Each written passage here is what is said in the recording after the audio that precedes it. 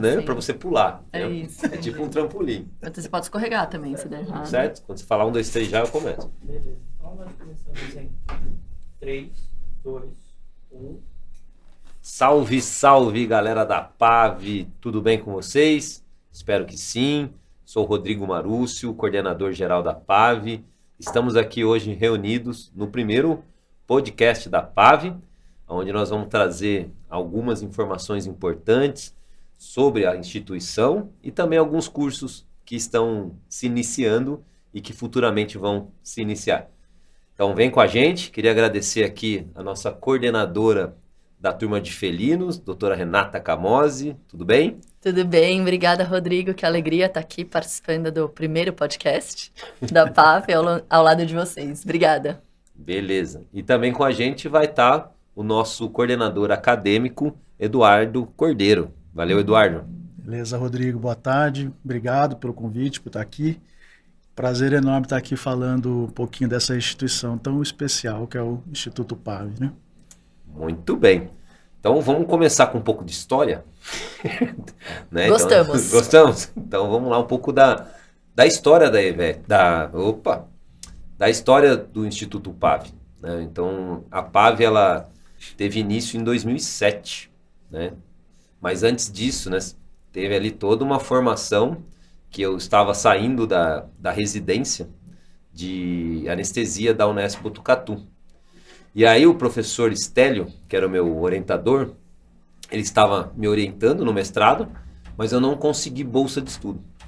E aí ele falou, você vai ter que buscar outros recursos. E aí teve uma prova para veterinário contratado da USP, como anestesista. E eu vim para São Paulo e consegui passar nessa prova. E foi onde eu conheci a professora Denise Fantoni e a professora Silvia Cortopassi. Fiquei um tempo com o veterinário contratado, mas lá na USP não se aceitava o veterinário contratado fazer o mestrado junto. E aí eu fiquei nesse limbo e tive que escolher e acabei retornando para Botucatu para terminar o mestrado. E lá estava tendo uma especialização lato sensu de anestesia. E aonde o Estélio coordenava, eu estava como monitor. E aí, saindo do mestrado, o professor Estélio e os demais professores de Botucatu, eles desistiram desse formato de especialização. E eu voltei para São Paulo, como anestesista do Jockey Club. Porque a USP não me aceitou no doutorado direto, porque tinha que estar com o trabalho publicado de mestrado. Estava em via de publicação. São aquelas coisas que você acha que é ruim, mas no fundo está direcionando. E aí abriu essa prova para anestesista do Jockey Club e eu passei. E fiquei muito feliz. Minha mãe também ficou muito feliz, né? Falou, nossa, meu filho agora é anestesista do Jockey Club de São Paulo. Isso daí era 2006. E aí eu fiquei como anestesista, era segunda, terça e quarta. Todos os dias eu anestesiava ali quantos cavalos aparecessem. E ainda era uma fase muito boa do Jockey, né? E meu salário era de R$ 1.200. Mas minha mãe não podia saber, porque ela estava tão feliz, né? Ela achava que você estava ganhando muito dinheiro. Então, mas mãe, curte a vibe. E é interessante porque você vem para São Paulo, né, 2006, ganhando R$ 1.200, mas eu subi, né, do valor da residência, que era 800, né? E como é que se vive em São Paulo com 1.200? E aí, nesse momento de desespero, né, eu pedi ajuda para ver onde eu poderia ficar. E aí o coordenador ali do hospital do Jockey, ele falou, olha, tem ali um quarto com os residentes e os cavalariços. Se você quiser ficar, pode ficar. E tem uma vista maravilhosa. E eu fiquei super feliz, né? Nossa, deve ser legal esse quarto. Não, vai lá, a hora que eu subi o quarto, a vista era para Marginal Pinheiros, né? Sabe aquelas casinhas que você passa ali? E aí eu morei por 8 meses ali. E eu tava já namorando a minha atual esposa, né? E de vez em quando ela ia me visitar, né? E ela olhava, falou, e eu, grato mesmo, me divertindo, ela falou, mas esse é o seu quarto? Eu falei, a gente divide aqui entre os irmãos, né? E a gente dividia as pulgas também, porque eu não sabia, mas cavalo tem muita pulga. Fiquei sabendo lá, né? E aí, tava lá anestesiando os cavalos, né? Dormia lá no Jockey, e tinha um auditório lá. E aquele auditório começou a ter uns cursos de especialização em equinos. E eu olhei aquilo, né, me veio a ideia nossa, tem um auditório, eu venho com a habilidade da monitoria lá de Botucatu, por que não tentar abrir a pós aqui, né? E aí, então, conversei com o coordenador ali dessa pós, e aí a gente deu início na divulgação da primeira turma em São Paulo, né, de anestesiologia veterinária, em 2007. Então, é a primeira especialização, né, na cidade de São Paulo, coordenada, no caso por mim, o Instituto PAV não existia, né, não existia uma marca, né, a gente até fez o site pós-anestesia, mas era vinculado ao Embrapec, né, que tinha suas parcerias. Então eu fui contratado para ser coordenador. E aí abri uma turma, né, legal, 27 alunos, naquela época a mensalidade era R$450, e eu recebia R$600 pela coordenação. Então com 1.200 foi para 1.800, né, mãe, tô dando certo na vida, né? Mas ainda não consigo sair do jockey. E aí só que o próprio coordenador lá do jockey começou a me expulsar, que ele falava, não, aí não é para ficar dormindo, porque começou um monte de gente falando, ele pode dormir, não pode? E aí veio um movimento para eu sair, depois de 8 meses eu fui na casa de um amigo, que quando eu vim para São Paulo como veterinário contratado, eu ofereci o apartamento que eu morava para dividir com ele, que é o Alex Jader, que atualmente tem no Instagram lá o Anestesia Vet, e faz um trabalho maravilhoso também. E aí, depois de 3 anos eu voltei e fui para casa dele. E ele me acolheu, dormi na sala do apartamento dele por 3 meses. Era gostoso também, né? Me saí das pulgas e fui ali para uma sala. E aí, que era legal, que quando abriu a turma, Renata, eu não tinha nada, né? Porque eu abri a turma. E agora eu falei, eu preciso de um aparelho de anestesia, preciso de um monitor, preciso de um local para as aulas práticas, e eu não tinha nada. Mas eu falei, eu não ia sofrer antes, né? Na hora que falou, abre a turma, tem o número de alunos, eu falei, agora vamos atrás, né? Aí eu consegui um aparelho de anestesia com desconto, que na época custava R$6, R$7 mil, né? E eles me fizeram por R$4.000. E aí eu comprei esse aparelho, que era grande, ele tinha ventilador, e eu também queria ser volante, lembra? Lembro. Aí eu falei, vou aproveitar esse carrinho de anestesia e também usar ele para anestesiar em São Paulo. Só que esse carrinho, que era gigante, só cabia no meu carro, tinha um golzinho, se eu tirasse as rodinhas e desmontasse ele. Aí eu tirava todas as rodinhas, desmontava ele, colocava no banco de trás e eu ia para as anestesias volantes. E eu não sei por que em São Paulo, quase grande parte das clínicas adoram pôr centro cirúrgico no 2º andar. Né? Geralmente é a escada. E quando eu chegava com esse carro, com esse aparelho de anestesia, e era no 2º andar, que eu precisava de ajuda para tudo, e eu tentando ainda vender o peixe, né? Falei, olha, isso aqui é um aparelho de anestesia top, tem ventilação mecânica, é por isso que eu trago ele. Aí falei, olha, então vale a pena, né, Rodrigo? Mal sabia que não valia a pena subir a escada, mas era o que eu tinha, né? E aí consegui esse aparelho, e aí os monitoração, né, para anestesia, não tinha mais verba para comprar. Aí eu ligava para os meus amigos anestesistas volante, pagava como se fosse uma anestesia para eles e marcava todos no mesmo dia para fazer aula prática para os alunos. Né? Olha a primeira turma surgindo e também depois fazer uma festa, né? Porque eu chamava 6, 7 amigos para vir trazer os monitores. É óbvio que depois da PAV, né, da aula, já tinha uma confraternização. E é daí que surgem as confraternizações da PAV. E aí 2007 foi a primeira, aí 2008 a gente deu sequência, mudamos um pouco a parceria de Embrapec, foi para a IBVET, depois a gente foi para o Bioéticos, até então acontecendo tudo no Jockey, e aí em 2012, a gente sentindo a carência de ter um lugar para as aulas, né, tinha parceria também com o Dr. Roberto Juli, né, que é um professor maravilhoso, que me ajudou muito, ele tinha uma clínica aqui em Moema, ele também oferecia o centro cirúrgico dele para as aulas, mas aí eu estava carente, né? Já tinha 6, 7 turmas, né, acontecendo como coordenador, né, por essas empresas. E aí falei, nossa, preciso de um lugar. E aí em 2012 surgiu a EVET, né? Então que aí veio como um braço do Instituto PAV. Então é uma empresa, né, a PAV, que tem um hospital veterinário agregado. E aí por diante aí nós saímos, né, do IBVET, foi para o Bioéticos.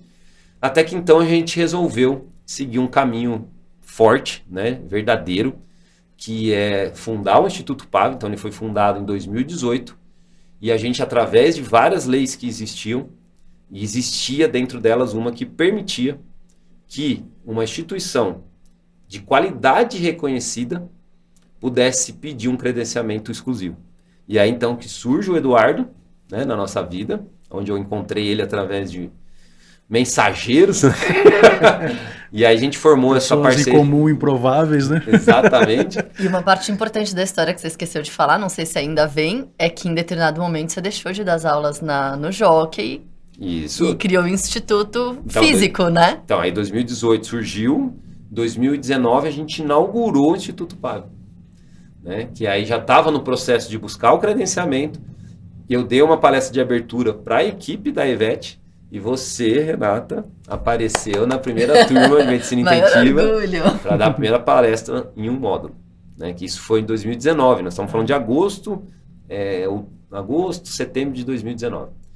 E aí, depois de tudo isso montado, né, a PAV vendendo um slogan 100% presencial, aqui a gente é do tato, né, do abraço, né, enquanto o mundo ali falando já de EAD, aulas gravadas, eu falei, deixa cada um no seu espaço, vou ficar aqui com o estilo 100% presencial, isso 2019, agosto, né, teve 3, 4 módulos, e aí em 2020 vem a pandemia.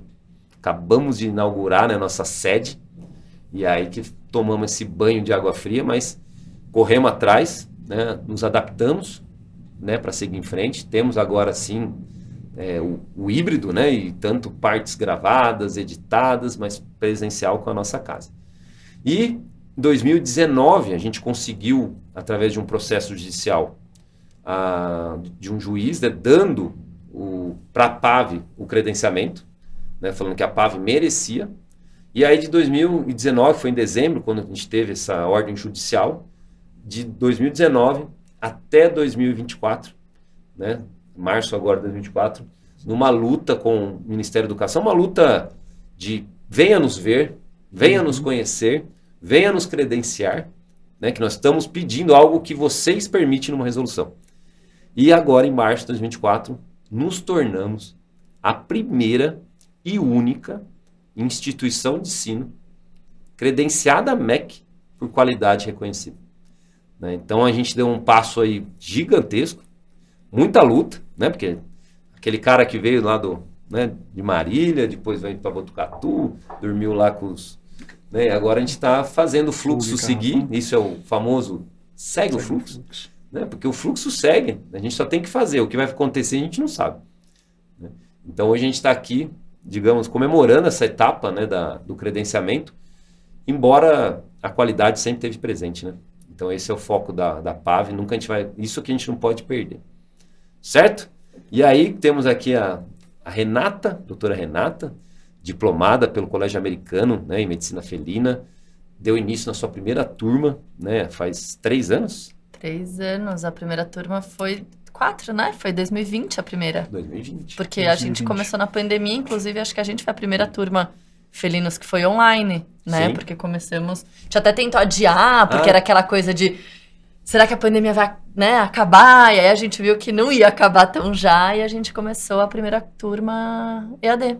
E agora estamos na terceira. Na terceira turma já. Conta um pouco dessa turma, o que você, assim, como coordenadora de felinos, né, da medicina de felinos, o que você traz aí de diferencial e você passaria para os nossos alunos, que vale a pena? Quem gosta de felinos, né? Claro. Eu sou super suspeita para dizer, porque não é à toa que eu tô coordenando agora a terceira turma, né, da PAV, realmente porque eu me identifico muito com os princípios do Instituto, né? Então, até tive oportunidades de coordenar outros cursos de pós-graduação, mas, assim, eu acho que a PAV tem um diferencial muito importante, que é a metodologia de ensino mesmo. Então, a gente não quer que o nosso aluno decore nada, a gente não quer que ele vá, estude, vá nas aulas, depois faça uma prova para passar de ano ou para ter o certificado. Não é isso que a gente quer, né? A gente quer um aluno que pensa. Aprenda. Que aprenda, exato. Então, a gente tem no curso de felinos, especificamente, assim, a gente tem algumas aulas que eu acho que são diferenciais, né? Então, primeiro, a forma como o curso é estruturado. Então, Então a gente começa com todas as... Bom, a gente começa com a introdução mesmo de quem é o gato, a história do gato, qual é o manejo do gato. Então o básico do básico mesmo. A gente passa por todos os setores de clínica, né? Então toda a medicina interna. A gente tem uma transição, então a gente faz um curso de medicina de cuidados paliativos, que hoje eu acho que é fundamental, tem que ter. Então a gente aborda a comunicação, a abordagem do luto, como lidar com a família, como cuidar do paciente doente, que é uma coisa que a gente não aprende. A gente aprende, né? O Rodrigo, você sempre diz isso, que a gente aprende muito sobre doença, e a gente não aprende como cuidar do paciente, né? E aí, então, eu acho que essa é uma introdução fantástica para a gente seguir, então, com a parte de intensivismo, porque no intensivismo a gente tem muito recurso hoje na medicina veterinária. E não quer dizer que porque esses recursos estão presentes e a gente tem acesso a eles, que a gente tenha que dispor de tudo isso para aquele paciente. Então, o profissional, né, o aluno que teve já toda a bagagem clínica de manejo e passou pelo cuidado do paciente doente, cuidados paliativos, acho que ele chega nessa parte de intensivismo com uma bagagem muito especial, né? E então eu acho que essa estrutura do curso ela é muito bem feita, muito bem montada. E a forma que todos os cursos são instruídos, então na PAV a gente tem um suporte muito grande, assim, né? De uma homogeneia, não sei se a gente fala dessa forma, mas dos cursos. Então eu coordeno a parte de felinos, mas quem coordena de cardio, quem coordena de hemato e tudo mais, claro, é super particular, depende muito daquele professor, mas existe o DNA PAV em todos eles. Então, a forma de avaliação, a gente vai seguir uma mesma forma de avaliação que é baseada em muito estudo seu, né? Você traz muito conteúdo de educação atual. Então, de não ser nada de decoreba, do aluno pensar, do aluno raciocinar e aprender aquilo. Então, é muita discussão de caso, clínico, dar material para o aluno estudar e a gente discutir em aula, métodos de avaliação mensais para que o aluno se mantenha estudando. Então, acho que assim, o DNA PAV está muito forte em todos os cursos. E isso, sem dúvida, é um diferencial. Fora, obviamente, o Instituto PAV em si, que tem uma energia fantástica. Então, assim, quem é aluno sabe, e só quem é aluno sabe. Então, o ambiente absolutamente acolhedor, com toda a espiritualidade envolvida, para quem quer ter espiritualidade, porque para quem não quer ter, também não precisa. E o acolhimento, né? A confraternização ao final de cada módulo, enfim, Eu sou suspeita. Eu tô falando tudo que você queria ter falado, mas eu falei. Então ela já falou minha parte, né? Mas é gratificante ver que o que eu tô enxergando lá, eu não tô enxergando sozinho. Né? Então, que isso seja transbordado. Né? E isso de uma pedagogia que a gente tenta trazer, ao mesmo tempo, a liberdade de cada coordenador implementar a maneira que quer, isso dá flexibilidade. Então, assim, existe sim um fluxo, né, que eu tento trazer, mas quem está na cabeça, né, vamos supor, na coordenação de cada curso, é responsável. Né, mas está aberto, né, para receber o que a gente estuda de formatos de pedagogia. Né, então, assim, eu fui fazer um MBA de moderna educação, né, justamente para tentar trazer para a PAV conceitos de aprendizado. Então, assim, vem muito do alemão. A palavra educar, em alemão, significa aprender. Então, não existe educação e aprendizado. É a mesma. Então, o que a gente quer é o aprendizado. E muitas instituições buscam a decoreba. E isso está comprovado. Né? Você pega alunos que estão entrando numa faculdade e prestam uma prova para tentar entrar na faculdade, né? De medicina, por exemplo, na Unicamp. Depois de 6 meses... Né, num estudo, eles reaplicaram a prova, sem avisar os alunos. Quase 60% do material foi perdido, ou seja, as notas caíram 60%. Isso comprova que o que nós estamos cobrando dos nossos alunos, assim, antes de uma faculdade, é decoreba. Né? O que o aluno está realmente aprendendo, né? Por que tem tantas disciplinas, né, dentro de uma escola, para que a gente, na hora que sai mesmo para a faculdade, o que a gente aplica? Então, há um gap, vamos dizer, uma distância muito grande do que é necessário e do que está sendo ensinado. E aí nessa MBA a gente tenta buscar o que realmente funciona. Né? Então esse é o caminho, o que funciona. Né? E funciona repetição, funciona emoção. Né? Então facilita estar agradável, né? Um ambiente gostoso, facilita você gostar do que você está estudando. Né? Então é muito fácil falar aqui, né, com o ouvinte, quem está aqui, o que a gente procrastina, né? Você não procrastina uma coisa que você gosta. Você só procrastina o que você não gosta. Né? Mas a gente tem que entender que muitas vezes, na nossa profissão, a gente vai ter que fazer algumas coisas que a gente não gosta para depois obter mais do que a gente gosta. Né? Porque existe uma estratégia.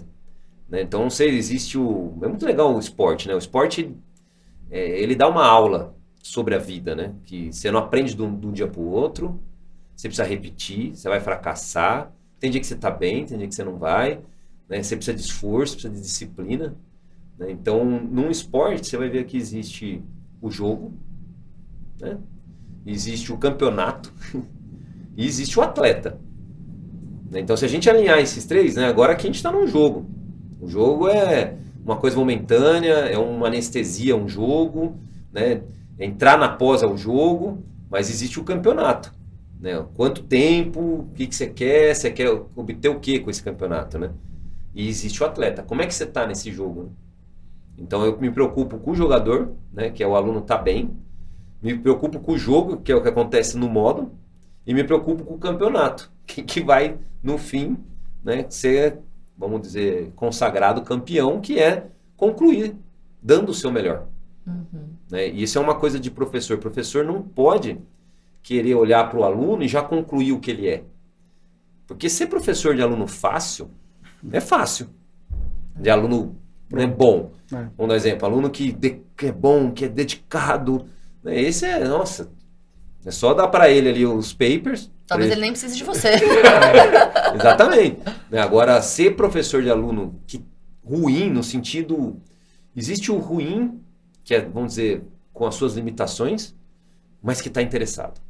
Nossa, esse é uma bênção. Ele só precisa do interesse, né? E existe aquele que é considerado ruim, sem interesse.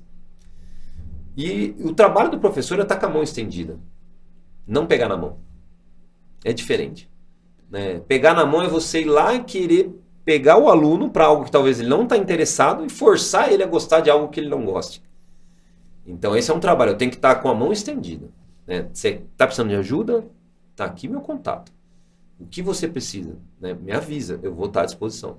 Então se o aluno sentir que tem esse contato, ele já se sente pertencendo.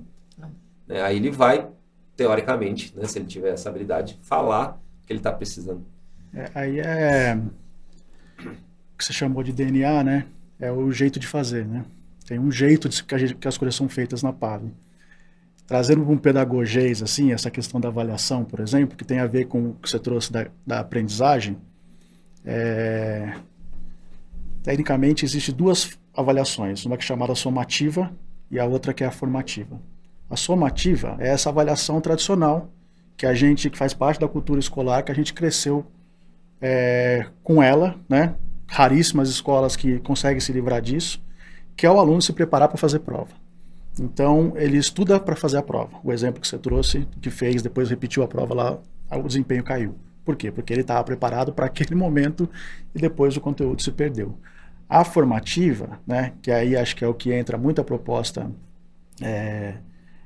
pedagógica da PAV, né, ela propõe uma outra coisa, que é levar o aluno para uma autonomia, né, de aprendizagem. Então, assim, eu não estudo para fazer uma prova, eu estudo buscando sentido naquilo que eu estou estudando, né, buscando os porquês. Né? Acho que a grande sacada é essa, né, da aprendizagem, quando você é capaz de responder o porquê de alguma coisa, provavelmente aquele conteúdo é absorvido. Então, esse jeito de fazer, né, esse DNA que você trouxe, tecnicamente ele é isso, e a avaliação, o jeito de avaliar, que tem muito a ver com as outras práticas todas lá que são desenvolvidas na instituição, ele traz isso, né, esse conceito de formação que é voltado à aprendizagem. Isso é um baita no diferencial.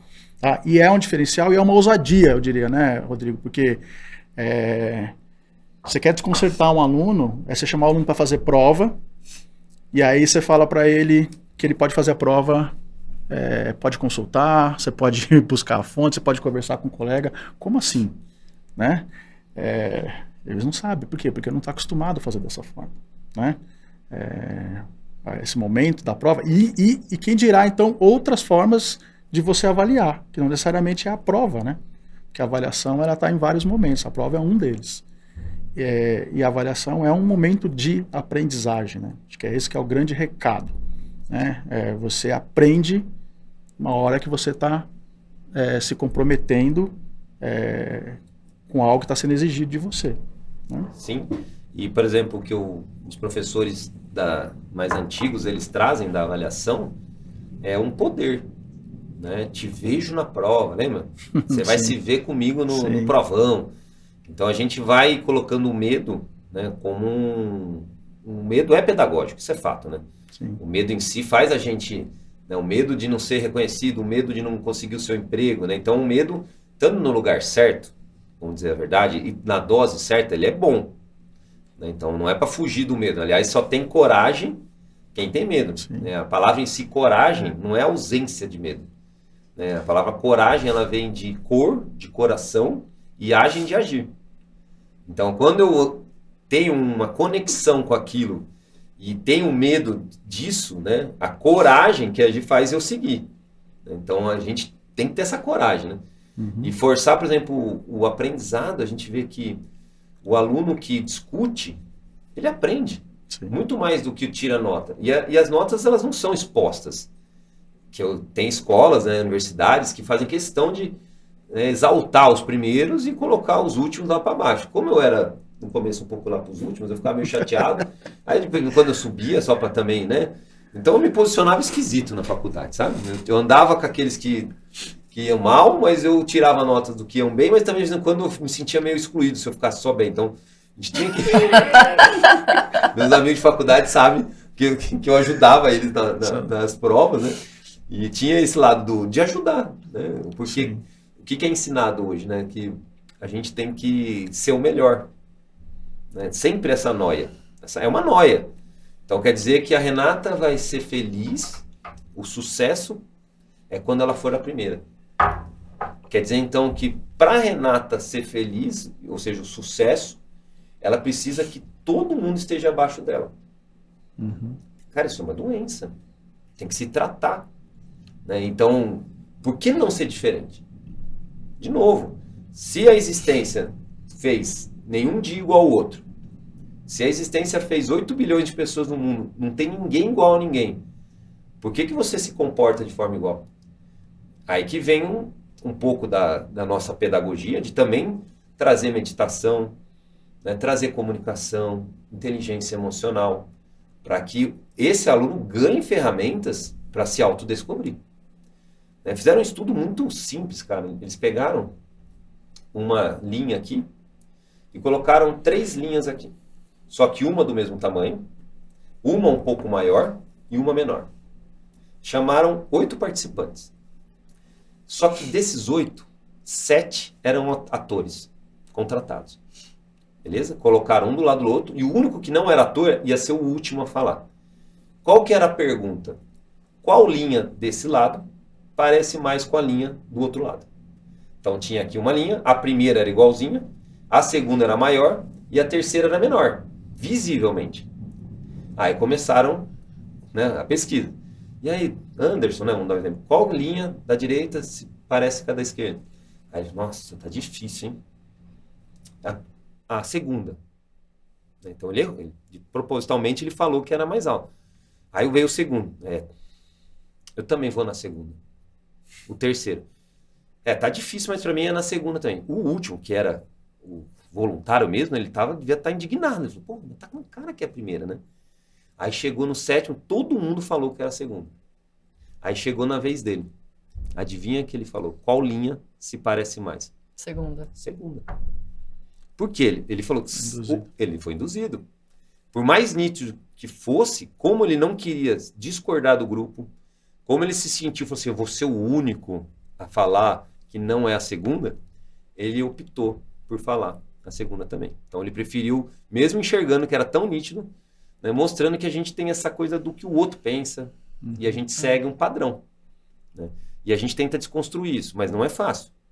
Porque para achar o diferencial, ele é individual. A gente só tem que dar as ferramentas. Agora, se a pessoa não quer ir para dentro e descobrir, não vai acessar. E também outra coisa que é muito difícil, que não é de um dia para o outro. Não é. E aí que vem numa geração mais fluidez, né, vamos dizer assim, mais rápida, né, que até mesmo hoje 2 anos de estudo parece um absurdo. E isso a gente tem que se adaptando, não sei, hoje, por que a gente segue esse padrão, né? Porque há uma procura. Né? Eu estava até falando para os alunos, vocês vieram aqui sabendo que tem avaliações, vocês vieram aqui sabendo que tem TCC. E a gente cobra ele com banca bem organizada. E tem prazos. E tem prazo. Tem outras pós que são 100% online, são 20 vezes mais barato e que não tem nenhuma cobrança. Então, vocês entraram aqui porque vocês querem cobrança. Sim. Vocês querem esse estímulo. Então, agora não reclame, vamos junto. Então, eu fazer essa clarificação, vamos dizer assim, da expectativa com o produto. Então, essa palavra é muito legal, expectativa com o produto. Então, mesmo um cliente que chega com o seu animal de estimação, se você vai atender ele, entender que há uma expectativa ali. Qual é o seu produto? O que você pode oferecer para ele? Então, isso tem que ser conversado. Porque muitas vezes a expectativa dele é que você, por exemplo, é um paciente, um gato, com câncer, né, terminal não, né, com grave, né, o paciente está muito mal, tem 20 anos, já está com metástase pulmonar, e talvez a expectativa dele é que você dê mais 5 anos de vida para ele. Pode ser, né? Ele está lá, te trouxe, mas aí como, né, trabalhar com a expectativa dele, a esperança dele, e trazer a realidade, mas de forma muito amorosa. Não pode quebrar a esperança. Eu vi assim pessoas que, olha, você me desculpe, o seu gato não tem mais 6 meses de vida. Não é assim que aborda. Né? Você quebra todo um vínculo. Nossa, vamos trabalhar junto, o que dá para ser feito? Realmente dá para perceber, a doença é grave, mas vamos cuidar, vamos ver e vamos seguir, né? Então, trazer a realidade, né, e o que é o produto é um trabalho bem assim, que exige, né? Exige uma técnica também. Comunicação exige técnica, né, Renato?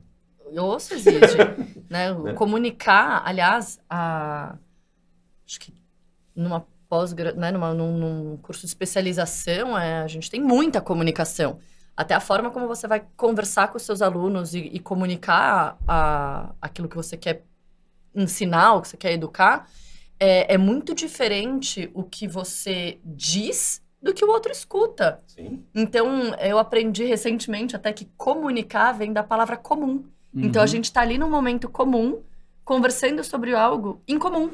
E, às vezes, tem tanta distância nessa comunicação, nessa fala, do que você fala e do que o outro escuta, né, que é um desafio e existe técnica para isso. Inclusive, isso é uma coisa que não basta você trazer para dar aula na pós profissionais muito bons.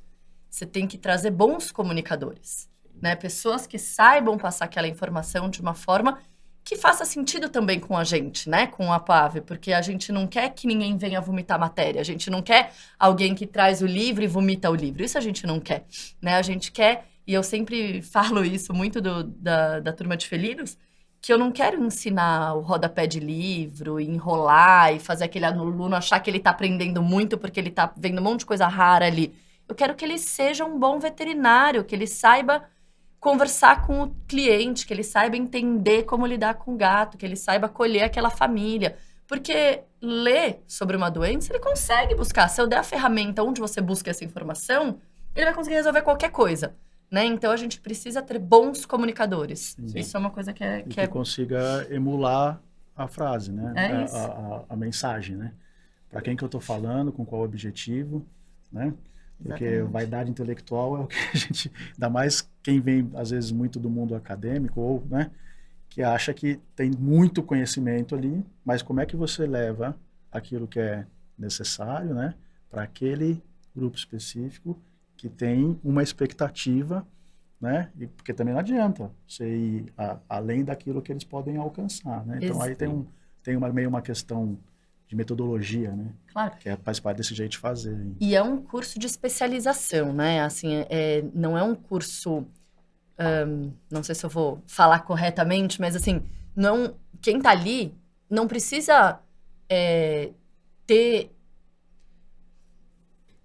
O que eu quero dizer é o seguinte, que a gente precisa ensinar aquele clínico a atender bem o paciente. Ele não precisa necessariamente saber na academia como que tá, e os trabalhos, e o tarará. É diferente você dar aula, então, para um aluno de doutorado, de um aluno que vai precisar daquilo para uma aplicação prática. Eu quero que ele seja um bom veterinário, eu quero que ele atenda aquele paciente, aquela família da melhor forma, né?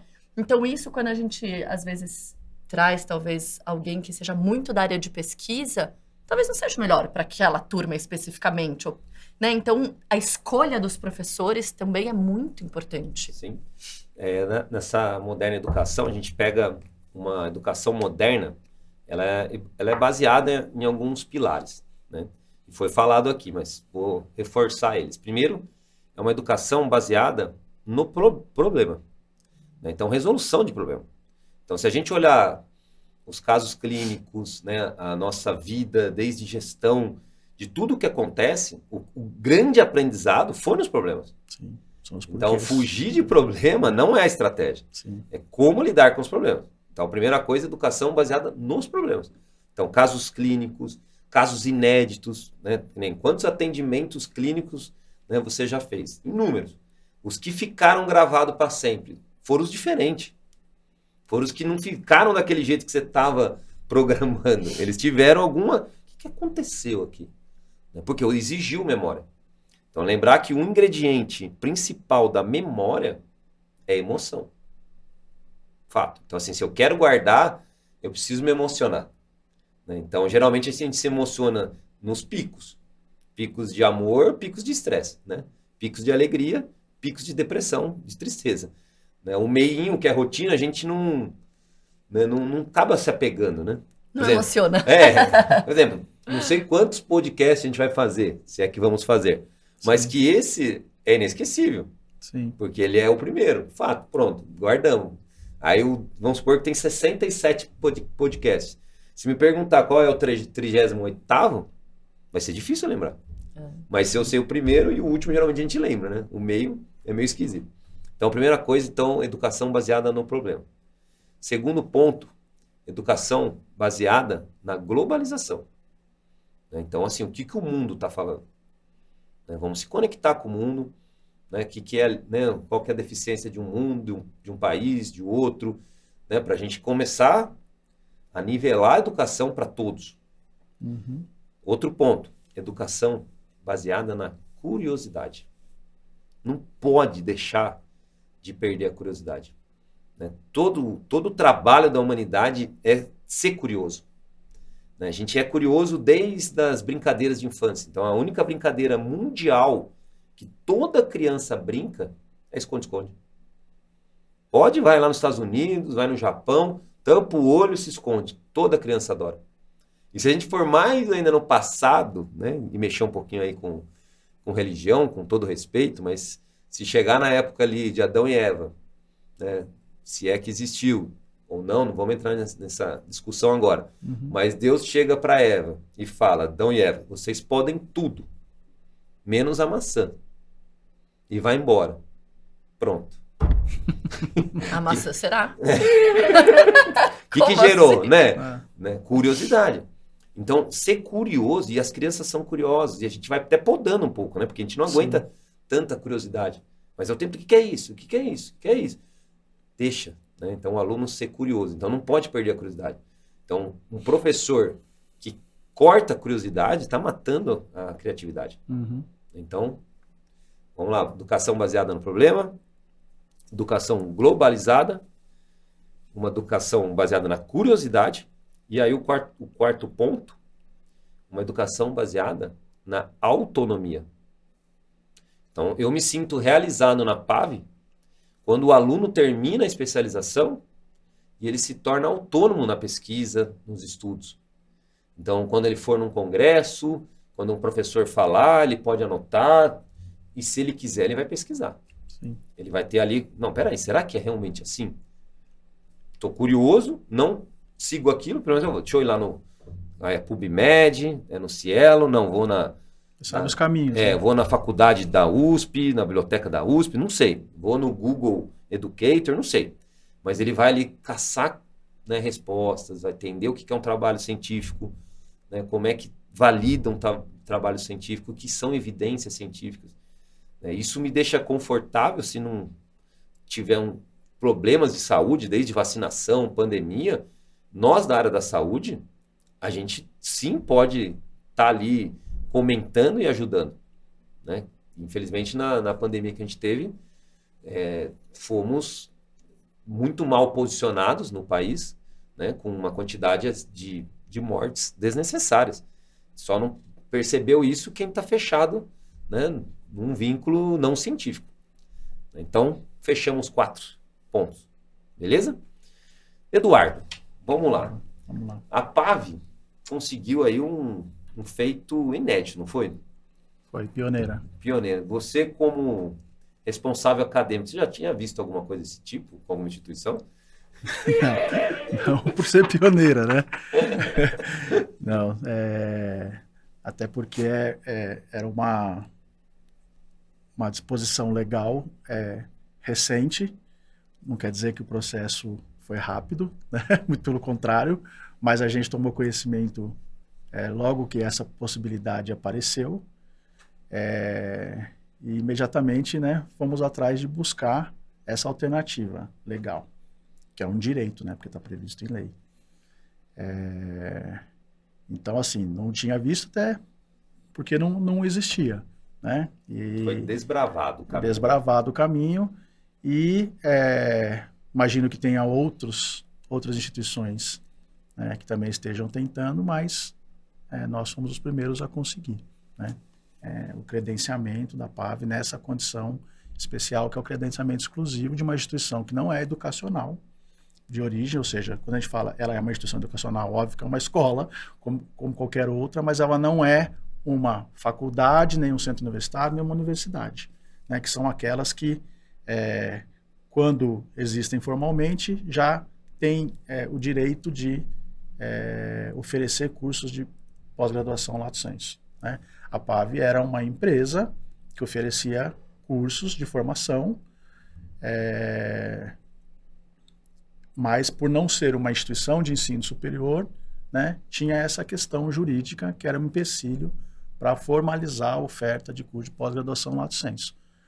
A partir do momento que isso passou a ser possível, credenciamento de instituições do mundo do trabalho e do mercado, né, que eles colocam lá na resolução que regulamenta a pós-graduação lato sensu no Brasil, abriu então essa oportunidade, que foi o que a gente foi buscar, né? E como é que se credencia uma instituição não educacional de origem, ou seja, não educacional formal, né? Essas que vêm do mundo do trabalho, para que ela possa ter, eu possa oferecer, né, um curso de pós-graduação lato sensu. Ela tem que demonstrar que ela reúne condições para isso. E essas condições são os critérios de qualidade que precisam ser verificados, né? Então, a PAV só conseguiu o credenciamento, não é porque a gente entrou com o processo e fez o que precisava fazer. A gente conseguiu porque eles conseguiram verificar naquilo que a PAV fez na sua história, na sua existência, de que havia qualidade, uma qualidade reconhecida, não só com percepção dos alunos que passaram pela PAV, mas do mercado profissional na área de medicina veterinária, né? Os colégios profissionais, enfim, que atestavam de alguma forma essa qualidade, né? Então isso que é vamos dizer assim, o pré-requisito para conseguir esse credenciamento, que inclusive até no nome ele é diferente. Uma faculdade, um centro universitário, uma universidade, ela é simplesmente credenciada. A PAV tem um credenciamento exclusivo, porque a gente não pode oferecer curso de graduação, né? Nem queremos. É exclusivo para lato sensu, né? Porque temos qualidade reconhecida. Uma qualidade que foi construída na história, né? Ela não é Não é uma carta de intenções. Uma faculdade, quando ela vai começar a sua atividade, então eu entro com o processo de credenciamento no MEC e tudo eu crio na base do projeto. Então eu quero que a faculdade seja desta forma, ela vai ter essa estrutura, ela vai funcionar desse jeito, a gente vai trazer essas pessoas, nossa proposta pedagógica é essa. E aí o MEC vem avaliar as propostas. Fala, bom, as propostas têm coerência, você tem pessoas que têm capacidade para fazer, você reúne as condições para que isso aconteça. Ok, estou te dando um voto de confiança, credenciamos e depois a gente vai ver se tem qualidade. Né? No credenciamento exclusivo, não. A qualidade precisa existir, ela é pré-requisito. Senão não tem como começar. Né? Como é que... se esse credenciamento é para quem tem qualidade reconhecida, a instituição já precisa, já precisa ter práticas, né? Que a credenciam para isso. E antes. Aí, então, resumindo, né? Para ser credenciada MEC, então, uma instituição, para falar que é MEC, ela precisa ter o IES, né? Que é o cadastro numa instituição de ensino superior. Então, quem quer fazer esses cursos de especialização, né? Oferecer, precisa ter esse IES, Instituição de Ensino Superior. Isso. O que é esse IES? Faculdade e universidade. Isso. Ponto. Então, assim, quero oferecer uma especialização lato sensu, eu preciso ser uma faculdade ou uma universidade. Aí, em 2018, aconteceu essa mudança de uma resolução, que colocou esse inciso 5, que é onde uma instituição de qualidade reconhecida, né, uma empresa, poderia tentar esse credenciamento exclusivo. Tá? Então, isso aconteceu em 2018. E aí, então, a PAV foi fundada em 2018, o Instituto PAV, né, pegou o know-how que eu tinha com coordenação de curso, né, a gente tinha uma filosofia de trabalho, já implementava isso, e aí, então, a gente foi em busca desse credenciamento exclusivo. Sim. Né? E chancela? Esse é um tema polêmico, mas queria que você opinasse. É permitido ou não é permitido chancela? Perante resolução e a lei. Pela lei. Né? Então, assim, tem um período... O que é chancela? Explica o que é chancela. A chancela para ser bem curto, direto, uma instituição que não é credenciada, que é ela que é responsável por oferecer o curso, ela faz uma parceria com uma instituição de ensino superior que é credenciada, que é quem vai certificar. Então, na prática, essa empresa é ela que oferece o curso e a outra instituição, e a instituição de ensino só certifica. Né? E aí que está o problema, porque tinha um limbo na legislação, anos atrás, que não falava explicitamente sobre essa situação. Né? Todo mundo sabia que não era uma prática que estava prevista, mas também não tinha nenhum lugar escrito que não podia. Né? Então se fez muito, aliás, é o que mais tem. Né? Porém, já não é tão recente, né? Está escrito na legislação, né? No parecer que deu origem à resolução que regulamenta a pós-graduação lato sensu, está escrito que essa forma de fazer, que é chamada, inclusive, de uma forma pejorativa, de barriga de aluguel, né? Essa forma ela é ilegal. A partir do momento que ela é colocada como ilegal, né? Então está resolvido, certo? Então é isso. A chancela ela só pode acontecer, né? Parcerias entre duas instituições credenciadas, nunca entre uma credenciada e uma que não é. A PAV pode se juntar a uma outra instituição, uma faculdade, né? E falar, vamos oferecer um curso juntos. A gente pode, né? Vai sair com os dois, mas isso é uma parceria de instituições credenciadas. Essa de uma que não é, e que é quem oferece o curso, para outra que é a credenciada que só certifica, ou seja, ela não tem responsabilidade sobre a oferta, né? Essa é uma parceria comercial, ela envolve comissões, é isso que acontece. Então essa não é permitida por lei.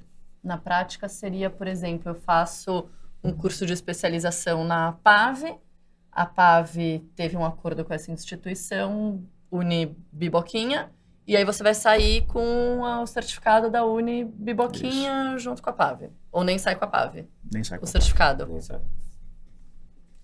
Esse é um problema que a gente tem no país, né? Que merece uma atenção, mas que parece que está meio sem controle. Sim. Então, não somos nós fiscalizadores, mas a gente fez todo o trabalho correto e a gente teve, do Ministério da Educação, quem dá nota, né, é o INEP. Então, o INEP é o órgão que vai lá e avalia, né, se a instituição reúne as condições. Reúne condições ou não. Né? E aí a gente obteve, né, a PAV, a nota máxima é 5, a gente conseguiu a nota 4, né, que já é uma vitória, né, gigantesca, né, como a primeira avaliação. Né? O 5 é quase inalcançável. Né? Mas enfim. Então mostra que nós estamos no caminho certo, né? A gente ficou muito feliz, né, com... Só sobre a nota, acho que é importante, né? A nota para reconhecimento é 3. Entre o 3 e o 4 tem uma grande diferença, né? Não é porque é o próximo número óbvio que sair do 3 para o 4 é uma coisa simples, assim como do 4 para o 5 também não é. Mas com 3 você está apto, né? Então a gente já começa com o credenciamento com uma nota superior ao mínimo que é exigido, tá? Isso é importante. E a PAV, como pioneira em muitas coisas, eu não posso... Né, óbvio que a gente começou com as pós-graduação de anestesia, depois fomos para terapia intensiva, né, o intensivismo, onde a gente tem o carimbo, né, da Associação Brasileira de Medicina Intensiva. Depois fomos para medicina de felino, cardiologia, Imagem, né, diagnóstico por imagem, hematologia. Cardiologia. Me ajuda? Cardio. Cardio já falei. Cardiologia. Gastroenterologia. E aí, gastroenterologia, nefrologia. E tem um xodozinho que foi a primeira no mundo. Tá? No mundo, a primeira especialização de cuidados paliativos foi da PAV. Isso daí é gratificante saber que da arte do cuidar, né, nós demos um pontapé inicial. E é uma especialização que não tem assim uma procura muito grande, mas as pessoas que passam por essa especialização é incrível e notório a mudança, porque é uma mudança do falar, é uma mudança do olhar, é uma mudança do atender. Isso implica em mudança interna, né? Porque todo mundo que trabalha na área da saúde deveria ter princípios básicos de cuidado paliativo. Não é para se chamar um especialista. Então, se eu estou na área da saúde, cuidados paliativos básico eu sei trabalhar, que é cuidar do doente. O paliativista especializado, ele deveria ser dos casos mais complexos ou ser coordenador, gestor dentro de locais que tem muito doenças graves, né, diagnosticadas. Então, por exemplo, no AC Camargo, né, um hospital de câncer, um UTI neonatal. Né? Então, sempre que tiver uma UTI, tem que ter uma pessoa ali que ajuda nos cuidados paliativos. E a PAV ser pioneira nesse formato para mim, assim, sabe, entregar para o mundo. E nós estamos indo para a 4ª turma. Temos pneumologia, que vai abrir a primeira turma, né? E estamos aí, né? Tudo que for novo a gente vai trazer. Além do pioneirismo, né, eu acho que é o curso que, de alguma forma, responde à missão, né, da instituição, né? Não só por ter sido pioneiro, mas por trazer colocar isso no mundo, né? Essa novidade.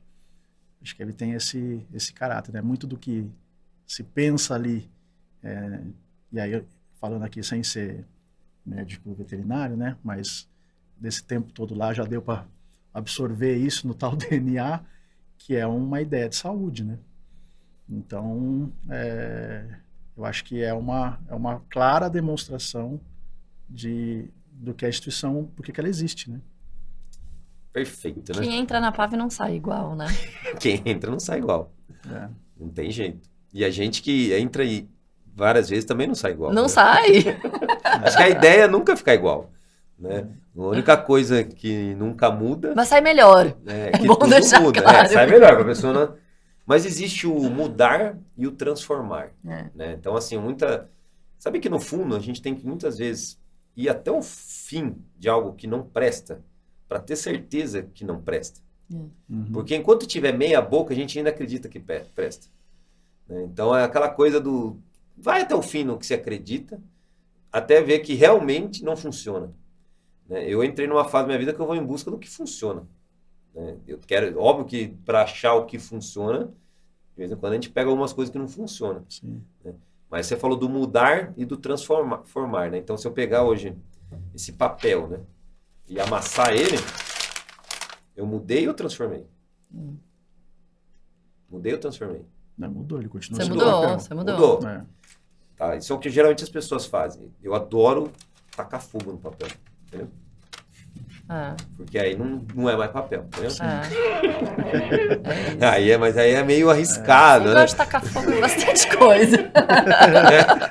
Né? Então, mas aí eu não vou jogar fogo onde não pode jogar, né? Mas se você quer Às vezes realmente... joga também. Se quer ser transformado, você tem que ser exposto ao fogo. E aí é uma transformação que você não volta igual. O papel eu amassei, eu mudei, mas se eu esticar ele de novo, ó, É papel. papel. Agora, se eu tacar fogo, ele nunca mais é papel. Ele vai virar outra coisa. Né? Purpurina. Né? Sim.